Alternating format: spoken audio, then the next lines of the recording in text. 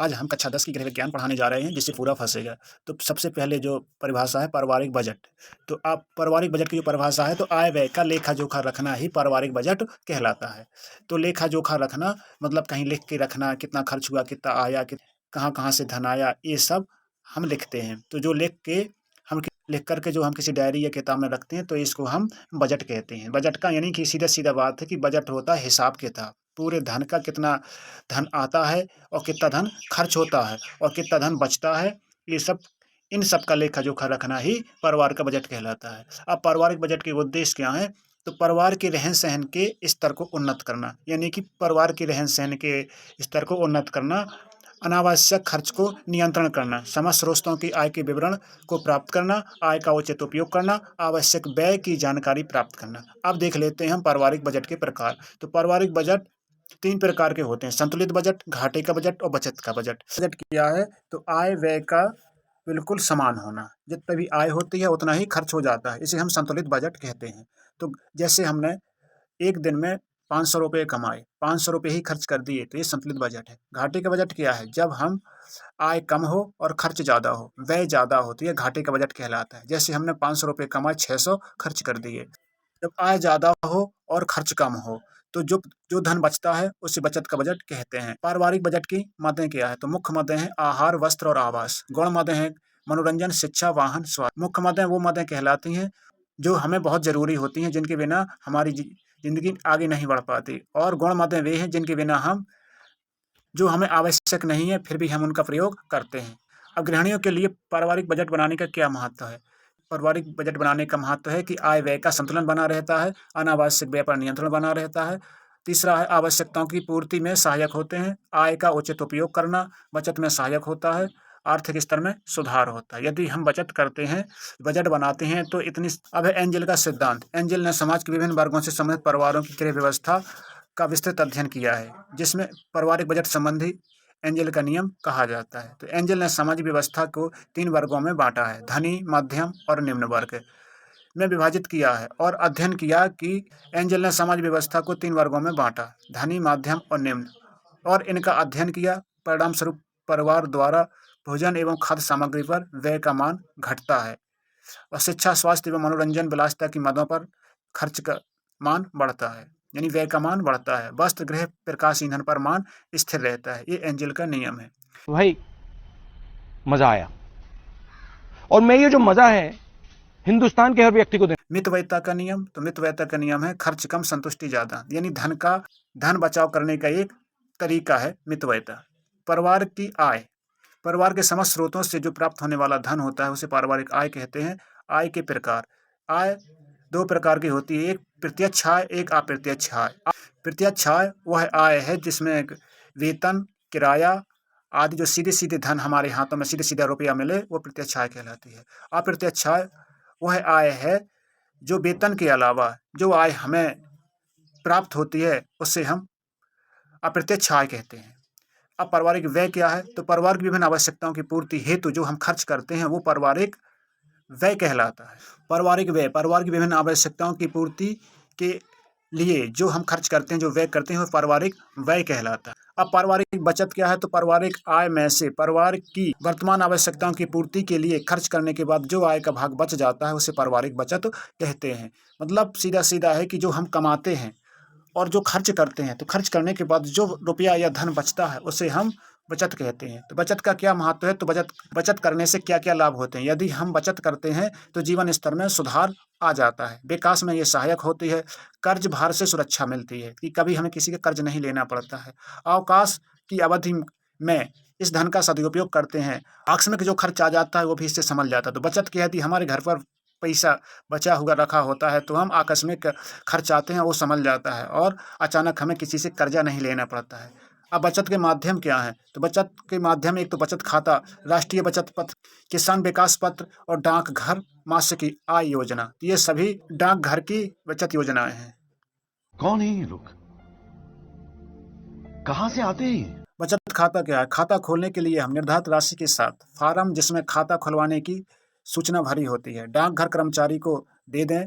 कर्मचारी एक रसीद व्यक्ति को बचत खाता खाता खोलने के लिए निर्धारित राशि के साथ फार्म जिसमें खाता खुलवाने की सूचना भरी होती है, उस फार्म को भर करके डाकघर के कर्मचारी को दे देते हैं। कर्मचारी एक रसीद उस व्यक्ति को दे देता है जिस पर उसकी राशि अंकित होती है कितना रुपया जमा किया। 1 सप्ताह बाद उसी रसीद को दिखाकर कर्मचारी से अपनी पासबुक प्राप्त करते हैं, जिस पर निकाली गई राशि और जमा की गई राशि का पूर्ण विवरण होता है। अब होती है पासबुक। पासबुक क्या है? तो पासबुक एक बैंक द्वारा उपलब्ध कराई जाने वाली एक बुक है, जिसमें खाता धारक का नाम और एक परमानेंट खाता नंबर और उसके पिता का नंबर और उसका पता और जितनी राशि जमा की जाती है और जितनी राशि निकाली जाती है, सभी का विवरण होता है। इस जिसे हम पासबुक कहते हैं। अब चेक बुक क्या है? चेक बुक बैंक द्वारा जमाकर्ताओं को बैंक से रुपये निकालने के लिए चेक बुक की सुविधा प्रदान की जाती है। चेक बुक में चेक फार्म होता है जिनमें निकासी योग्य राशि भरकर बैंक में जमा करनी होती है। निकासी योग्य राशि अंकित भी की जाती है। चेक द्वारा राशि का भुगतान उस बैंक द्वारा किया जाता है। अब चेक कितने प्रकार की होती है? तो चेक 5 प्रकार की होती हैं। एक तो होती है वाहक चेक। एक ऐसा चेक है जिसका भुगतान बैंक वाहक को करता है। एक ट्रैवलर चेक होती है। ये यात्रा के समय एक तो आधुनिक समय में यात्रा के दौरान नगद धनराशि साथ रखने के लिए किसी भी प्रकार की अनहोनी हो सकती है। किसी कारण यात्री चेक द्वारा धनराशि सुरक्षित रूप में प्रयोग में लाई जा सकती है। अब है उपहार चेक। किसी उत्सव या संस्कार के अवसर पर प्रियजन को भेंट किए जाने वाला चेक उपहार चेक कहा जाता है। अब एटीएम का पूरा नाम क्या है? तो एटीएम का नाम ऑटोमेटिक टेलर मशीन है। तो बीमा भी एक बचत का साधन है जिसमें कोई निश्चित राशि हर वर्ष जमा की जाती है और एक निश्चित समय अंतराल के बाद कुछ ब्याज जोड़ करके वो राशि को वापस कर दिया जाता है। इसे हम बीमा कहते हैं। जल की उपयोगिता। तो जल का उपयोग हम किन किन बातों में करते हैं? तो स्वयं के नहाने में। नंबर 2 जानवरों को नहलाने में। नंबर 3 खाना बनाने में, पानी पीने में, यानी कि जल को पीने में। तो जल से सिंचाई में जल का उपयोग करते हैं। तो जल के बिना तो जीवन ही नहीं है। तो जल का उपयोग तो बहुत सारी जगह करते हैं, जिसे आप खुद जानते होंगे, समझ गए होंगे। जल के स्रोत क्या हैं? तो जल के स्रोत कुआं, तालाब, नदी, नहर, झरना आदि ये जल के स्रोत हैं। जल की विशेषताएं क्या होती हैं? तो जल की विशेषताएं नंबर 1 स्वादहीन होता है, नंबर 2 गंधहीन होता है, रंगहीन होता है और पारदर्शी होता है। ये जल की विशेषताएं। अब जल की अशुद्धियों को दूर करने के उपाय। तो जल की अशुद्धियों को किस प्रकार से दूर करेंगे? यदि जल में अशुद्धि है तो कैसे दूर करेंगे? तो जल की अशुद्धियों को दूर करने का पहला उपाय है उसे उबाल कर। जल को यदि उबाल देते हैं तो उसकी अशुद्धियाँ दूर हो जाती हैं। नंबर 2 उसे छान कर भी उसकी अशुद्धियाँ दूर कर दी जाती हैं। नंबर 3 उसमें ब्लीचिंग पाउडर मिलाकर भी अशुद्धियाँ दूर की जाती हैं। चूना मिलाकर भी अशुद्धियाँ दूर की जाती हैं। निथार कर भी अशुद्धियाँ दूर की जाती हैं। तो इस तरीके से हम जल की अशुद्धियों को दूर कर सकते हैं। उसमें चूना मिलाकर, ब्लीचिंग पाउडर मिलाकर, फिनाइल मिलाकर, छान कर, उबाल कर अशुद्धियाँ दूर कर सकते हैं। तो अशुद्ध जल से फैलने वाले रोगों के नाम क्या है? तो अतिसार, टाइफाइड, पेचिस और हैजा। तो ये सब अशुद्ध जल से फैलने वाले रोग हैं। तो इन रोगों के लक्षण क्या लिखेंगे? तो अतिसार तो सबसे पहले अतिसार के बारे में लिखेंगे, यह संक्रामक रोग है। क्या है ये? संक्रामक रोग है, यह जल द्वारा फैलता है। इसका जो प्रभावित अंग होता है वो हमारी बड़ी आंत और छोटी आंत होती है, यानी आहार नाल हमारी इसका प्रभावित अंग होता है। तो कारण तो हो गए कि ये जल से फैलने वाला रोग है, और दूसरा है लक्षण। तो लक्षण क्या दिखते हैं? तो अतिसार में दस्त लगने लगती है। तो लक्षण तो सभी रोगों के एक जैसे होते हैं, कोई सा भी रोग आ जाए लक्षण तो आप एक ही तरीके के सब में लिख देना और उपचार भी एक ही तरीके से लिख देना। जो लक्षण हम बताने जा रहे हैं वो सभी रोगों में चल जाएंगे, चाहे कोई सा भी रोग आ जाए।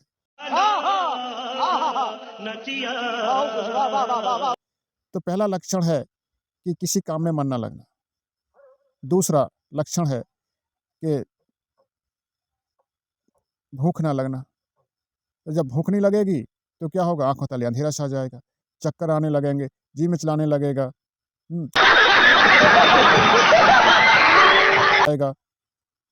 इस प्रकार से उपचार हो गए। ऐसे ही टाइफाइड के उपचार हैं, ऐसी पेचिस के उपचार हैं, ऐसी हैजा के उपचार हैं। बस हैजा में लिखना कि उल्टी दस्त दोनों होते हैं, और पेचिस में क्या लिखना है इसी लक्षण में कि इसमें मरोड़ उत्पन्न होती है। अब इसके उपचार क्या हैं और बचाव क्या हैं? वही उपचार है, वही बचाव है। सभी रोगों के उपचार एक जैसे हैं। चाहे कोई सा भी रोग हो जाए, हमें कहाँ जाना पड़ेगा? प्राथमिक स्वास्थ्य केंद्र जाना पड़ेगा, यानी कि रोगी को प्राथमिक स्वास्थ्य केंद्र ले जाएँ। नंबर 2, अच्छे योग्य चिकित्सक को दिखाएँ। नंबर 3, समय से दवा लें। रोगी को गर्म पानी पिलाएँ, फलों का जूस पिलाएँ, सुपाच्य भोजन खिलाएँ और जीवन रक्षक घोल पिलाएँ। शांत कमरे में लेटाएँ, स्वस्थ लोगों से रोगी को दूर रखें, रोगी का अच्छे तरीके से ध्यान रखें। तो ये सभी जो उपचार हैं, वो टाइफाइड या किसी भी रोग के हैं, चाहे कोई सा भी रोग परीक्षा में आ जाए, यही उसके उपचार हैं। तो अब चलते हैं हम पर्यावरण प्रदूषण। तो पर्यावरण प्रदूषण क्या है? पर्यावरण क्या है? पर्यावरण, परि धन आवरण। परि माने होता है हमारे चारों तरफ और आवरण माने होता है घेरा।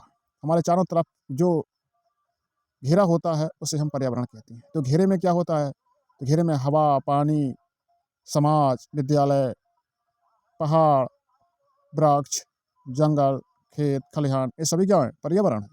तो पर्यावरण के प्रकार, तो पर्यावरण कितने प्रकार के होते हैं? तो पर्यावरण एक है प्राकृतिक पर्यावरण या भौगोलिक पर्यावरण। इसके अंतर्गत क्या आते हैं? प्राकृतिक या भौगोलिक पर्यावरण के अंतर्गत आते हैं पेड़, पौधे, पहाड़, नदियाँ, झरने, ये सभी क्या है? प्राकृतिक पर्यावरण। जंगल आदि, ये सभी प्राकृतिक पर्यावरण में आते हैं, जो हमारे चारों आस-पास होते हैं और पृथ्वी में उगते हैं या पृथ्वी पर होते हैं, वो सभी भौगोलिक पर्यावरण के अंतर्गत आते हैं। अब दूसरा सामाजिक पर्यावरण। अब सामाजिक पर्यावरण में क्या आता है? तो सामाजिक पर्यावरण में समाज आता है। हमारे समाज में पागल औरत! तुझे अक्ल है? तू क्या बोल रही है? चुप! चुप हो जा, 7वीं फेल! चुप! एक शब्द नहीं। क्या-क्या होता है? जैसे हमारे समाज में चुनाव होते हैं, राजनीतिक पार्टियाँ, ये सभी होते हैं, ये सामाजिक पर्यावरण है। और सांस्कृतिक पर्यावरण में क्या आता है? तो ये सांस्कृतिक पर्यावरण के अंतर्गत आता है हमारे रीत, रिवाज, धर्म, संस्कृति, ये सभी सांस्कृतिक पर्यावरण में आते हैं। ये हमारी संस्कृति हिंदू संस्कृति है, तो इस तरीके से हम इसमें लिखते हैं। अब पर्यावरण प्रदूषण क्या है? तो पर्यावरण प्रदूषण है कि पर्यावरण में होने वाले प्रदूषण को हम पर्यावरण प्रदूषण कहते हैं। ये मुख्यतः वायु प्रदूषण, जल प्रदूषण, मृदा प्रदूषण और ध्वनि प्रदूषण, इतने प्रकार का होता है। तो वायु प्रदूषण, जल प्रदूषण और मृदा प्रदूषण, इन तीनों के जो कारण हैं और उपाय हैं और हानियाँ लगभग एक जैसी हैं। तो वायु प्रदूषण के जो कारण हैं, वही जल प्रदूषण के कारण हैं और वही मृदा प्रदूषण के कारण हैं। तो वायु प्रदूषण का जो पहला कारण है, वो है मोटर वाहनों का धुआँ। इसका दूसरा कारण है कि जो खेतों में हम कीटनाशी दवा छिड़कते हैं, तो दूसरा कारण ये है। अब तीसरा, खुले में कचरा फेंकते हैं, तो उस कचरा से जो प्रदूषण फैलता है, उससे तो वायु प्रदूषण होता है। फिर अगला, चौथा कि जो नाली गंदा पानी होता है, वो खुले में छोड़ देते हैं, जिससे भी वायु प्रदूषण होता है। औद्योगों के से, यानी कि लकड़ी जलाने से भी वायु प्रदूषण होता है। मोटर वाहनों के धुएँ से भी वायु प्रदूषण होता है। अब जल प्रदूषण और एक और, वायु प्रदूषण जंगलों की कटाई से भी होता है, नगरीकरण से भी होता है। यदि हम जंगलों को काट के नगर बसा दें, तो भी वायु प्रदूषण होता है। शहरीकरण से भी वायु प्रदूषण होता है और औद्योगिकीकरण से भी वायु प्रदूषण होता है और जल प्रदूषण होता है और मृदा प्रदूषण होता है। अब इस प्रदूषण के जो हमने कारण बताए हैं, वो जल प्रदूषण में भी लिखना है और मृदा प्रदूषण में भी यही कारण लिखना है। अब वायु प्रदूषण से बचने के लिए जो उपाय होते हैं, वो क्या है? तो सबसे पहले है लोगों को शिक्षित करना चाहिए। जब लोग शिक्षित नहीं होंगे, तो कूड़ा तो फैलाएँगे ही। तो लोगों को शिक्षित करना चाहिए, उन्हें समझाना चाहिए कि आप लोग वृक्ष लगाओ और मोटर वाहनों का कम उपयोग करो और जो भी वातावरण को प्रदूषित करने वाली वस्तुएँ हैं, उनका कम से कम उपयोग करो। अब रेफ्रिजरेटर, जो फ्रिज अपनाते हैं, उससे भी तो और ज़्यादा वायु प्रदूषण होता है, क्योंकि उसमें जो प्रयोग होने वाली जो गैस है क्लोरोफ्लोरोकार्बन, वो 1 लाख ऑक्सीजन अणुओं को नष्ट कर देती है। तो यही उपाय जल प्रदूषण के और ध्वनि प्रदूषण के हैं। तो जल प्रदूषण में कि जल में जानवरों को नहीं नहलाना चाहिए। यदि नहलाना है, तो बाल्टी में पानी भरो, दूर ले जाओ और वहाँ नहला दो। जल प्रदूषण में जो गंदे नदी नाले का पानी है, वो नहीं मिलाना चाहिए। जल में कचरा नहीं फेंकना चाहिए। और इसी तरीके से मृदा प्रदूषण भी। अब वायु प्रदूषण से जो रोग होते हैं वो कौन-कौन रोग होते हैं? जो मानव जनजीवन को वायु प्रदूषण प्रभावित करता है, वो कैसे प्रभावित करता है? अगर वायु प्रदूषण होगा तो हमें खाँसी, काली खाँसी, फेफड़ों से संबंधित रोग हो जाएँगे, सांस लेने में दिक्कत होगी, बीमार जल्दी हो जाएंगे और बीमार ही होते रहेंगे। तो ये इनकी प्रभाव हैं जो हमारे जनजीवन पर पड़ता है। दूषित जल प्रदूषित हो जाएगा तो हमारे जीवन पर क्या प्रभाव पड़ेगा? तो हमें टाइफाइड, हैजा जैसी बीमारियां हो जाएंगी, जल पीने योग्य नहीं रहेगा, हम जल के लिए तरस जाएंगे, ये प्रभाव होगा। अब मृदा प्रदूषण, मृदा यानी मिट्टी प्रदूषण। अब तो इसके जो लक्षण, इसके जो कारण हैं और इसके उपचार हैं वो एक जैसे हैं। और प्रभाव क्या है कि ध्वनि बंजर हो जाएगी, ध्वनि पर फसल नहीं होगी, इस तरीके से लिखना है। अब ध्वनि प्रदूषण क्या होता है? तो ध्वनि प्रदूषण कैसे फैलता है? तो ध्वनि प्रदूषण भी वाहनों से ही फैलता है। नंबर 1, ध्वनि प्रदूषण वाहनों से फैलता है और जेटों से फैलता है, और जो बड़े बड़े कंपनियां, फैक्ट्रियां होती हैं वहाँ से भी ध्वनि प्रदूषण फैलता है। लाउड स्पीकर से भी ध्वनि तेज होती है, उससे भी ध्वनि प्रदूषण फैलता है। और आपका कंपनी औद्योगिकरण से भी ध्वनि प्रदूषण फैलता है। इनके उपचार कैसे करेंगे? इसका प्रभाव क्या होगा? प्रभाव थोड़ा देख लेते हैं। लोग बहरे हो जाते हैं, उच्च ध्वनि में रहने से बेचैनी होती है और मस्तिष्क मानसिक रूप से अस्वस्थ रह जाते हैं, घबराहट होती है शरीर में। इस तरह के ध्वनि प्रदूषण के यह प्रभाव है। अब इससे बचने के लिए क्या करना चाहिए? लोगों को शिक्षित करना चाहिए, जंगल लगाना चाहिए और ध्वनि युक्त स्थानों से दूर रहना चाहिए, और औद्योगिक जहाँ लगे हों वहाँ से दूर अपना मकान बनाना चाहिए। ये ध्वनि प्रदूषण के उपचार। अब कचरा प्रबंधन क्या है और कचरे इसका स्रोत क्या है? तो कचरा प्रबंधन यानी कि जो कूड़ा कचरा लोग फैलते हैं उनको सही जगह डालना या सही जगह रखना, जिससे प्रदूषण ना हो, इसे ही हम कचरा प्रबंधन कहेंगे। कचरा प्रबंधन मतलब कचरा को इधर उधर ना फेंकना, जिससे वायु, जल, मृदा, ध्वनि प्रदूषण ना हो। वायु, जल, मृदा प्रदूषण ना हो, उसे ठीक जगह पर कचरा को रखें, यह है कचरा प्रबंधन। अब कचरा के स्रोत, तो आप जानते हैं कचरा के स्रोत क्या हैं। ये तो उद्योग हैं, फैक्ट्रियाँ हैं, और हमारे घर मकान के झाड़ फूँक कर डालते हैं कचरा, तो ये कचरा के स्रोत है। कौन है ये लोग? कहां से आते हैं? आप देख लेते हैं संक्रामक रोग क्या है। तो संक्रामक रोग की जो परिभाषा है, ऐसे रोग जो जीवाणु या कीटाणुओं द्वारा हमारे शरीर में प्रवेश करके हमारे शरीर को बेचैन बना देते हैं या रोगी बना देते हैं, इसे हम संक्रामक रोग कहते हैं। अब संक्रामक रोग के फैलने के जो माध्यम होते हैं, वो संक्रामक रोग कितने माध्यम से फैलता है? तो ये जल द्वारा फैलता है, जल द्वारा या दूषित भोजन द्वारा फैलता है। यदि तो जल द्वारा जो फैलते, ऐसे संक्रामक रोग जो जल के द्वारा हमारे शरीर में प्रवेश कर जाते हैं या हम रोगी हो जाते हैं, उसे अब जैसे हैजा, टाइफाइड, पीलिया, डायरिया, दस्त वगैरह वगैरह, ये भोजन या जल द्वारा फैलने वाले रोग हैं। अब वायु से फैलने वाले रोग कौन से हैं? वायु से फैलने वाले रोग होते हैं जो हमारे फेफड़ों को या हमारे गले को प्रभावित करते हैं, जैसे जुकाम, खांसी, पर्ट्यूसिस, खसरा, छोटी माता, बड़ी माता, ये क्या है? वायु से फैलने वाले रोग। प्रत्यक्ष संपर्क द्वारा ऐसे रोग जो सीधे सीधे हाथ मिलाने से, एक दूसरे कपड़े पहनने से फैल जाते हैं या चिपकने से फैल जाते हैं, तो प्रत्यक्ष संपर्क रोग कहलाते हैं। रक्त के माध्यम से, जब रोगी का रक्त की स्वस्थ मनुष्य को चढ़ा दिया जाता है तो वो भी रोगी हो जाता है। घाव या चोट द्वारा कौन से रोग फैलते हैं? टेटनस फैलता है घाव या चोट द्वारा। ऐसे रोग जो घाव के थ्रू, संक्रामक रोगों के कुछ रोगों के, छोटी माता रहती है, बड़ी माता, तो ये बड़ी माता है चेचक। तो इसके जो लक्षण हैं क्या हैं? तो लक्षण तो वही है जो हमने बताए थे, वहाँ से देख लें, लेकिन इसमें 1-2 लक्षण और एक्स्ट्रा होते हैं। वो क्या होते हैं कि शरीर पर दाने निकल आते हैं और रोगी को बेचैनी होती है, रोगी गुस्सा होने लगता है। उपाय वही है। चिकन पॉक्स में भी ऐसी छोटी छोटी फुंसी होती हैं। खसरा, टीबी, तो ऐसी टीबी में ही होता है। टीबी क्या होती है? इसमें फेफड़े क्षतिग्रस्त हो जाते हैं और खांसी आने लगती है। उपाय और उपचार वही है, लक्षण टिटनेस भी वही है, हेपेटाइटिस भी वही है, रेबीज भी वही उपचार है, हाथी पाँव भी वही उपचार है। अब भोजन विषाक्तता क्या है?